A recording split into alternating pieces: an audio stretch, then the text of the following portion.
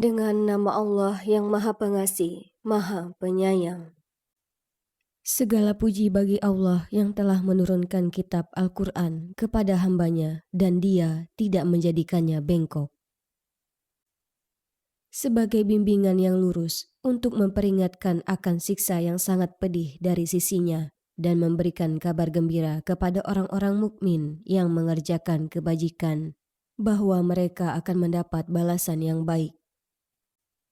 Mereka kekal di dalamnya untuk selama-lamanya.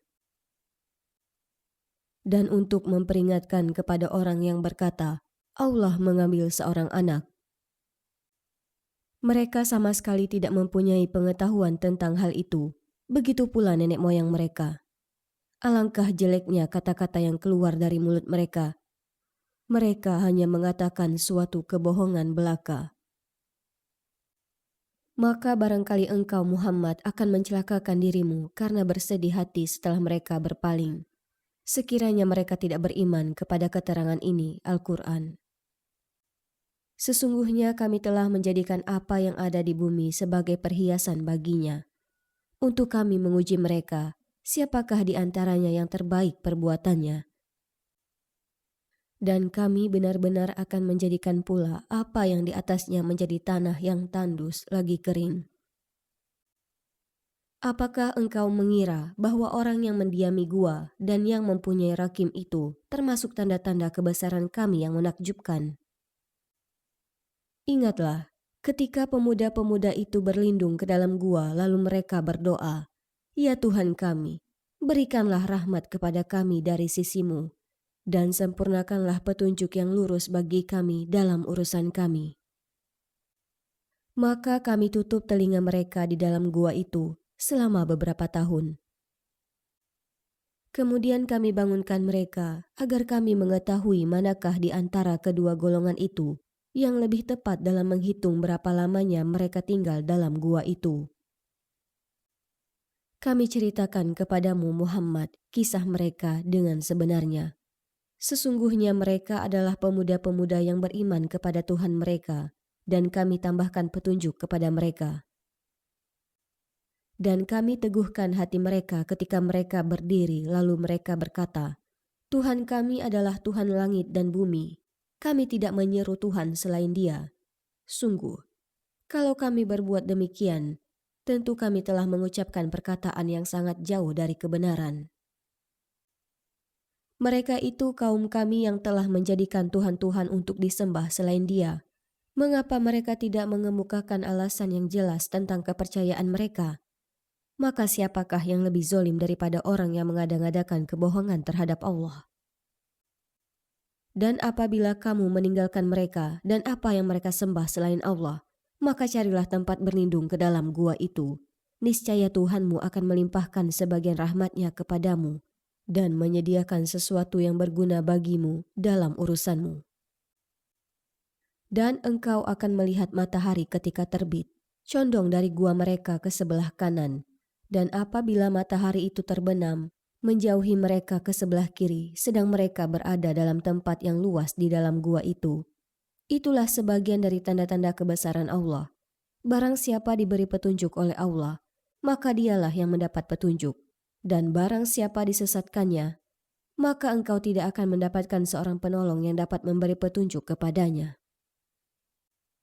Dan engkau mengira mereka itu tidak tidur, padahal mereka tidur. Dan kami bolak-balikan mereka ke kanan dan ke kiri, sedang anjing mereka membentangkan kedua lengannya di depan pintu gua. Dan jika kamu menyaksikan mereka, tentu kamu akan berpaling melarikan diri dari mereka, dan pasti kamu akan dipenuhi rasa takut terhadap mereka. Dan demikianlah kami bangunkan mereka, agar di antara mereka saling bertanya. Salah seorang di antara mereka berkata, "Sudah berapa lama kamu berada di sini?" Mereka menjawab, "Kami berada di sini sehari atau setengah hari." Berkata yang lain lagi, "Tuhanmu lebih mengetahui berapa lama kamu berada di sini. Maka suruhlah salah seorang di antara kamu pergi ke kota dengan membawa uang perakmu ini. Dan hendaklah dia lihat manakah makanan yang lebih baik. Dan bawalah sebagian makanan ini untukmu. Dan hendaklah dia berlaku lemah lembut dan jangan sekali-kali menceritakan halmu kepada siapapun." Sesungguhnya jika mereka dapat mengetahui tempatmu, niscaya mereka akan melempari kamu dengan batu atau memaksamu kembali kepada agama mereka. Dan jika demikian, niscaya kamu tidak akan beruntung selama-lamanya. Dan demikian pula kami perlihatkan manusia dengan mereka, agar mereka tahu bahwa janji Allah benar dan bahwa kedatangan hari kiamat tidak ada keraguan padanya. Ketika mereka berselisih tentang urusan mereka, maka mereka berkata, "Dirikanlah suatu bangunan di atas gua mereka. Tuhan mereka lebih mengetahui tentang mereka." Orang yang berkuasa atas urusan mereka berkata, "Kami pasti akan mendirikan suatu rumah ibadah di atasnya." Nanti ada orang yang akan mengatakan, jumlah mereka 3 orang, yang 4 adalah anjingnya. Dan yang lain mengatakan, jumlah mereka 5 orang, yang keenam adalah anjingnya, sebagai terkaan terhadap yang gaib. Dan yang lain lagi mengatakan, jumlah mereka 7 orang, yang kedelapan adalah anjingnya. Katakanlah Muhammad, Tuhanku lebih mengetahui jumlah mereka. Tidak ada yang mengetahui bilangan mereka kecuali sedikit. Karena itu janganlah engkau Muhammad berbantah tentang hal mereka, kecuali perbantahan lahir saja. Dan jangan engkau menanyakan tentang mereka pemuda-pemuda itu kepada siapapun. Dan jangan sekali-kali engkau mengatakan terhadap sesuatu, "Aku pasti melakukan itu besok pagi." Kecuali dengan mengatakan, "Insya Allah." Dan ingatlah kepada Tuhanmu apabila engkau lupa dan katakanlah, "Mudah-mudahan Tuhanku akan memberi petunjuk kepadaku, agar aku yang lebih dekat kebenarannya daripada ini." Dan mereka tinggal dalam gua itu selama 300 tahun dan ditambah 9 tahun. Katakanlah, Allah lebih mengetahui berapa lamanya mereka tinggal di gua, miliknya semua yang tersembunyi di langit dan di bumi.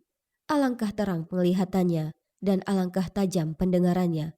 Tidak ada seorang pelindung pun bagi mereka selain Dia, dan Dia tidak mengambil seorang pun menjadi sekutunya dalam menetapkan keputusan. Dan bacakanlah Muhammad apa yang diwahyukan kepadamu, yaitu kitab Tuhanmu Al-Quran. Tidak ada yang dapat mengubah kalimat-kalimatnya, dan engkau tidak akan dapat menemukan tempat berlindung selain kepadanya. Dan bersabarlah engkau Muhammad bersama orang yang menyeru Tuhannya pada pagi dan senja hari dengan mengharap keridoannya. Dan janganlah kedua matamu berpaling dari mereka karena mengharapkan perhiasan kehidupan dunia.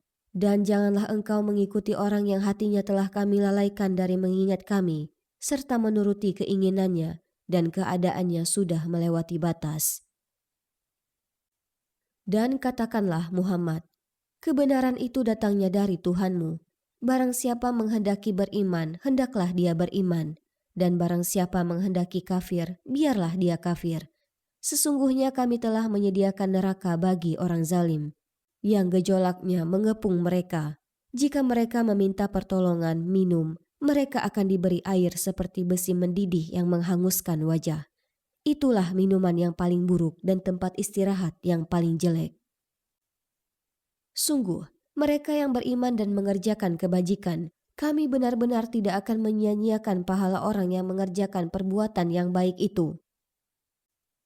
Mereka itulah yang memperoleh surga Aden, yang mengalir di bawahnya sungai-sungai. Dalam surga itu, mereka diberi hiasan gelang emas, dan mereka memakai pakaian hijau dari sutra halus dan sutra tebal. Sedang mereka duduk sambil bersandar di atas dipan-dipan yang indah. Itulah sebaik-baik pahala dan tempat istirahat yang indah. Dan berikanlah Muhammad kepada mereka suatu perumpamaan. 2 orang laki-laki, yang seorang yang kafir kami beri 2 buah kebun anggur, dan kami kelilingi kedua kebun itu dengan pohon-pohon kurma, dan di antara keduanya kebun itu kami buatkan ladang. Kedua kebun itu menghasilkan buahnya, dan tidak berkurang buahnya sedikit pun, dan di celah-celah kedua kebun itu kami alirkan sungai. Dan dia memiliki kekayaan besar, maka dia berkata kepada kawannya yang beriman ketika bercakap-cakap dengannya, "Hartaku lebih banyak daripada hartamu, dan pengikutku lebih kuat." Dan dia memasuki kebunnya dengan sikap merugikan dirinya sendiri karena angkuh dan kafir. Dia berkata, "Aku kira kebun ini tidak akan binasa selama-lamanya." Dan aku kira hari kiamat itu tidak akan datang, dan sekiranya aku dikembalikan kepada Tuhanku, pasti aku akan mendapat tempat kembali yang lebih baik daripada ini. Kawannya yang beriman berkata kepadanya sambil bercakap-cakap dengannya, "Apakah engkau ingkar kepada Tuhan yang menciptakanmu dari tanah, kemudian dari setetes air mani, lalu Dia menjadikanmu seorang laki-laki yang sempurna? Tetapi aku percaya bahwa Dialah Allah, Tuhanku, dan aku tidak mempersekutukan Tuhanku dengan sesuatu pun. Dan mengapa ketika engkau memasuki kebunmu tidak mengucapkan, Masya Allah, la quwata illa billah, sungguh, atas kehendak Allah, semua ini terwujud. Tidak ada kekuatan kecuali dengan pertolongan Allah, sekalipun engkau anggap harta dan keturunanku lebih sedikit daripadamu. Maka mudah-mudahan Tuhanku akan memberikan kepadaku kebun yang lebih baik dari kebunmu ini, dan Dia mengirimkan petir dari langit ke kebunmu, sehingga kebun itu menjadi tanah yang licin. Atau airnya menjadi surut ke dalam tanah, maka engkau tidak akan dapat menemukannya lagi. Dan harta kekayaannya dibinasakan, lalu dia membolak-balikan kedua telapak tangannya, tanda menyesal terhadap apa yang telah dia belanjakan untuk itu. Sedang pohon anggur roboh bersama penyangganya, tiangnya, lalu dia berkata, "Betapa sekiranya dahulu aku tidak mempersekutukan Tuhanku dengan sesuatu pun." Dan tidak ada lagi baginya segolongan pun yang dapat menolongnya selain Allah, dan dia pun tidak akan dapat membela dirinya. Di sana pertolongan itu hanya dari Allah yang Maha Benar. Dialah pemberi pahala terbaik dan pemberi balasan terbaik. Dan buatkanlah untuk mereka manusia perumpamaan kehidupan di dunia ini, ibarat air hujan yang kami turunkan dari langit, sehingga menyuburkan tumbuh-tumbuhan di bumi. Kemudian tumbuh-tumbuhan itu menjadi kering yang diterbangkan oleh angin. Dan Allah Maha Kuasa atas segala sesuatu. Harta dan anak-anak adalah perhiasan kehidupan dunia, tetapi amal kebajikan yang terus-menerus adalah lebih baik pahalanya di sisi Tuhanmu, serta lebih baik untuk menjadi harapan. Dan ingatlah pada hari ketika kami perjalankan gunung-gunung, dan engkau akan melihat bumi itu rata, dan kami kumpulkan mereka seluruh manusia, dan kami tidak tinggalkan seorang pun dari mereka. Dan mereka akan dibawa ke hadapan Tuhanmu dengan berbaris. Allah berfirman, "Sesungguhnya kamu datang kepada kami, sebagaimana kami menciptakan kamu pada pertama kali.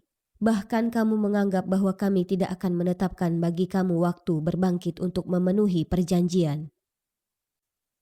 Dan diletakkanlah kitab catatan amal, lalu engkau akan melihat orang yang berdosa merasa ketakutan terhadap apa yang tertulis di dalamnya, dan mereka berkata, "Betapa celaka kami, kitab apakah ini? Tidak ada yang tertinggal, yang kecil dan yang besar melainkan tercatat semuanya, dan mereka dapati semua apa yang telah mereka kerjakan tertulis. Dan Tuhanmu tidak menzolimi seorang jua pun." Dan ingatlah ketika kami berfirman kepada para malaikat, "Sujudlah kamu kepada Adam," maka mereka pun sujud kecuali iblis. Dia adalah dari golongan jin. Maka dia mendurhakai perintah Tuhannya. "Pantaskah kamu menjadikan dia dan keturunannya sebagai pemimpin selain aku? Padahal mereka adalah musuhmu." Sangat buruklah iblis itu sebagai pengganti Allah bagi orang yang zolim. Aku tidak menghadirkan mereka iblis dan anak cucunya untuk menyaksikan penciptaan langit dan bumi, dan tidak pula penciptaan diri mereka sendiri, dan aku tidak menjadikan orang yang menyesatkan itu sebagai penolong. Dan ingatlah pada hari ketika dia berfirman, "Panggillah olehmu sekutu-sekutuku yang kamu klaim itu." Mereka lalu memanggilnya, tetapi mereka sekutu-sekutu tidak membalas seruan mereka, dan kami adakan untuk mereka tempat kebinasaan, neraka. Dan orang yang berdosa melihat neraka, lalu mereka menduga bahwa mereka akan jatuh ke dalamnya, dan mereka tidak menemukan tempat berpaling darinya. Dan sesungguhnya kami telah menjelaskan berulang-ulang kepada manusia dalam Al-Quran ini dengan bermacam-macam perumpamaan. Tetapi manusia adalah memang yang paling banyak membantah. Dan tidak ada sesuatu pun yang menghalangi manusia untuk beriman ketika petunjuk telah datang kepada mereka dan memohon ampunan kepada Tuhannya, kecuali keinginan menanti datangnya hukum Allah yang telah berlaku kepada umat yang terdahulu atau datangnya azab atas mereka dengan nyata. Dan kami tidak mengutus rasul-rasul melainkan sebagai pembawa kabar gembira dan pemberi peringatan. Tetapi orang yang kafir membantah dengan cara yang batil agar dengan demikian mereka dapat melenyapkan yang hak kebenaran. Dan mereka menjadikan ayat-ayatku dan apa yang diperingatkan terhadap mereka sebagai olok-olokan. Dan siapakah yang lebih zolim daripada orang yang telah diperingatkan dengan ayat-ayat Tuhannya, lalu dia berpaling darinya dan melupakan apa yang telah dikerjakan oleh kedua tangannya? Sungguh, kami telah menjadikan hati mereka tertutup, sehingga mereka tidak memahaminya, dan kami letakkan pula sumbatan di telinga mereka. Kendati pun engkau Muhammad menyeru mereka kepada petunjuk, niscaya mereka tidak akan mendapat petunjuk untuk selama-lamanya. Dan Tuhanmu Maha Pengampun, memiliki kasih sayang. Jika Dia hendak menyiksa mereka karena perbuatan mereka, tentu Dia akan menyegerakan siksa bagi mereka. Tetapi bagi mereka ada waktu tertentu untuk mendapat siksa yang mereka tidak akan menemukan tempat berlindung darinya. Dan penduduk negeri itu telah kami binasakan ketika mereka berbuat zolim, dan telah kami tetapkan waktu tertentu bagi kebinasaan mereka. Dan ingatlah ketika Musa berkata kepada pembantunya, "Aku tidak akan berhenti berjalan sampai ke pertemuan dua laut, atau aku akan berjalan terus sampai bertahun-tahun." Maka ketika mereka sampai ke pertemuan dua laut itu, mereka lupa ikannya. Lalu ikan itu melompat mengambil jalannya ke laut itu. Maka ketika mereka telah melewati tempat itu, Musa berkata kepada pembantunya, "Bawalah kemari makanan kita. Sungguh kita telah merasa letih karena perjalanan kita ini." Dia pembantunya menjawab, "Tahukah engkau ketika kita mencari tempat berlindung di batu tadi, maka aku lupa menceritakan tentang ikan itu, dan tidak ada yang membuat aku lupa untuk mengingatnya kecuali setan. Dan ikan itu mengambil jalannya ke laut dengan cara yang aneh sekali." Dia Musa berkata, "Itulah tempat yang kita cari." Lalu keduanya kembali mengikuti jejak mereka semula. Lalu mereka berdua bertemu dengan seorang hamba di antara hamba-hamba kami yang telah kami berikan rahmat kepadanya dari sisi kami, dan yang telah kami ajarkan ilmu kepadanya dari sisi kami.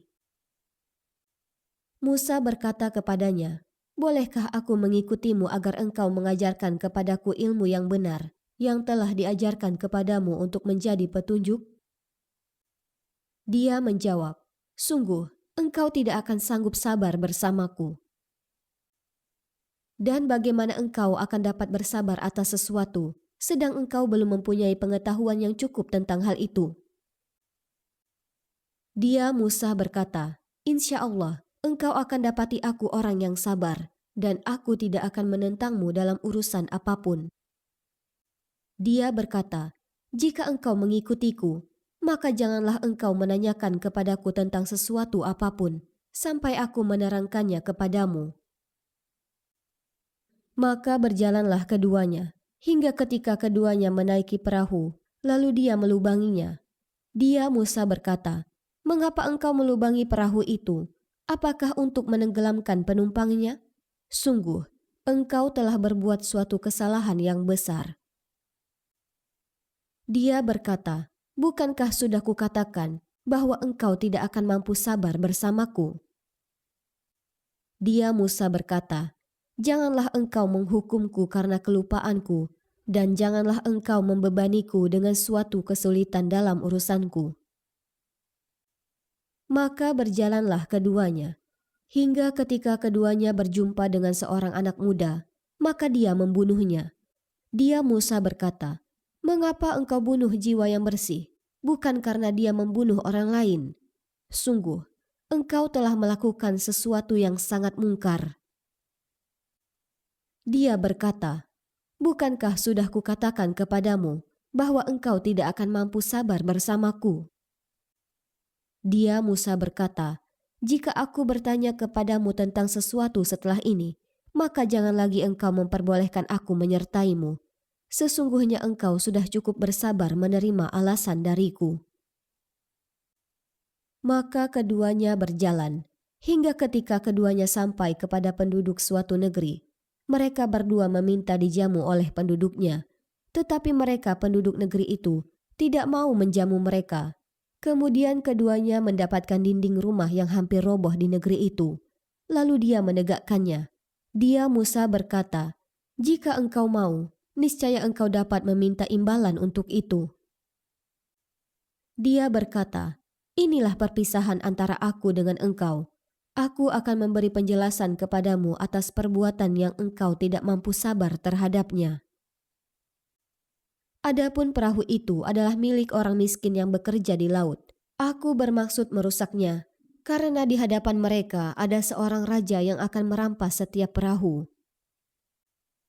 Dan adapun anak muda kafir itu, kedua orang tuanya mukmin, dan kami khawatir kalau dia akan memaksa kedua orang tuanya kepada kesesatan dan kekafiran. Kemudian kami menghendaki, sehingganya Tuhan mereka menggantinya dengan seorang anak lain yang lebih baik kesuciannya daripada anak itu dan lebih sayang kepada ibu bapaknya. Dan adapun dinding rumah itu adalah milik dua anak yatim di kota itu, yang di bawahnya tersimpan harta bagi mereka berdua, dan ayahnya seorang yang soleh. Maka Tuhanmu menghendaki agar keduanya sampai dewasa, dan keduanya mengeluarkan simpanannya itu sebagai rahmat dari Tuhanmu. Apa yang kuperbuat bukan menurut kemauanku sendiri.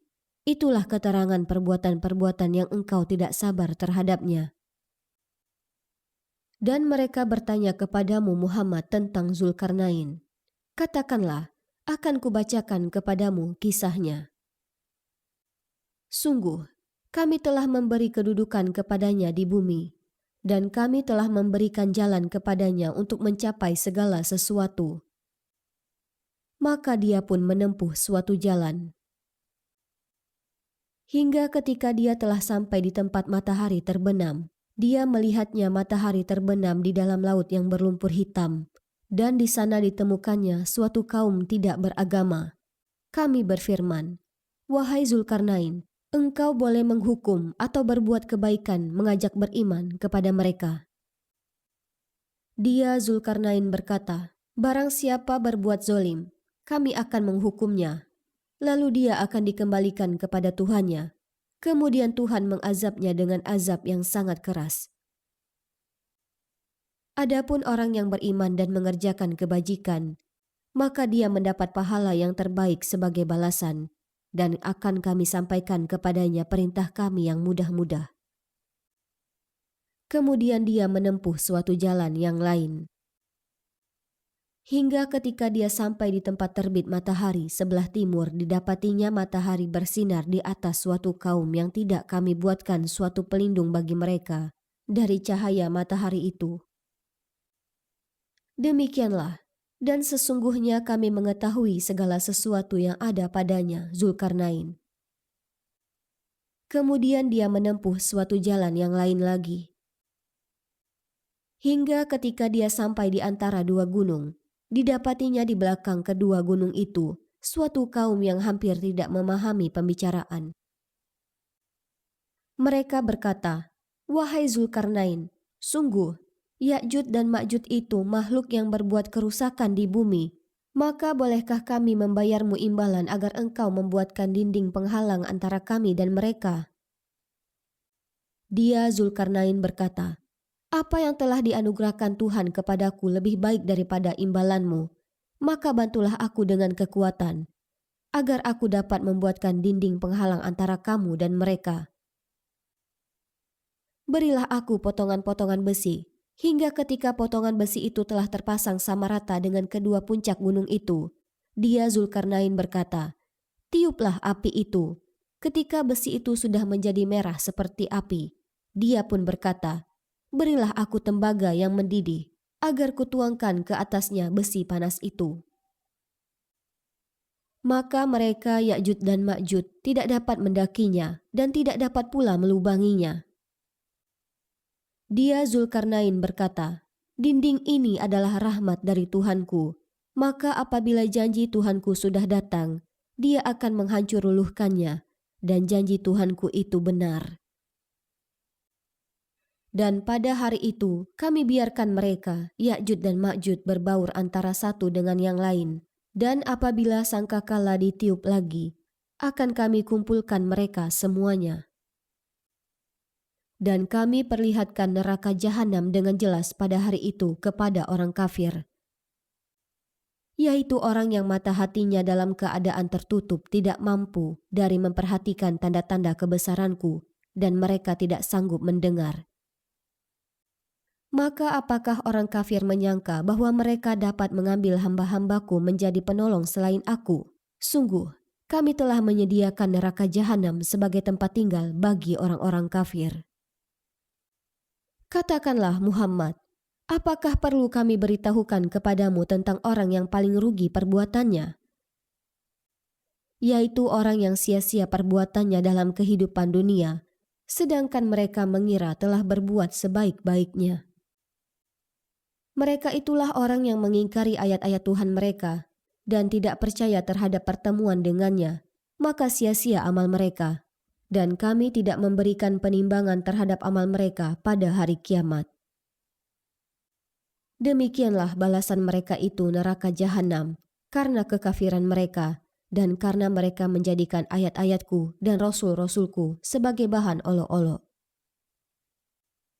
Sungguh, orang yang beriman dan mengerjakan kebajikan, untuk mereka disediakan surga Firdaus sebagai tempat tinggal. Mereka kekal di dalamnya, mereka tidak ingin pindah dari sana. Katakanlah Muhammad, seandainya lautan menjadi tinta untuk menulis kalimat-kalimat Tuhanku, maka pasti habislah lautan itu sebelum selesai penulisan kalimat-kalimat Tuhanku, meskipun kami datangkan tambahan sebanyak itu pula. Katakanlah Muhammad, sesungguhnya aku ini hanya seorang manusia seperti kamu, yang telah menerima wahyu, bahwa sesungguhnya Tuhan kamu adalah Tuhan yang Maha Esa. Maka barang siapa mengharap pertemuan dengan Tuhannya, maka hendaklah dia mengerjakan kebajikan, dan janganlah dia mempersekutukan dengan sesuatu pun dalam beribadah kepada Tuhannya.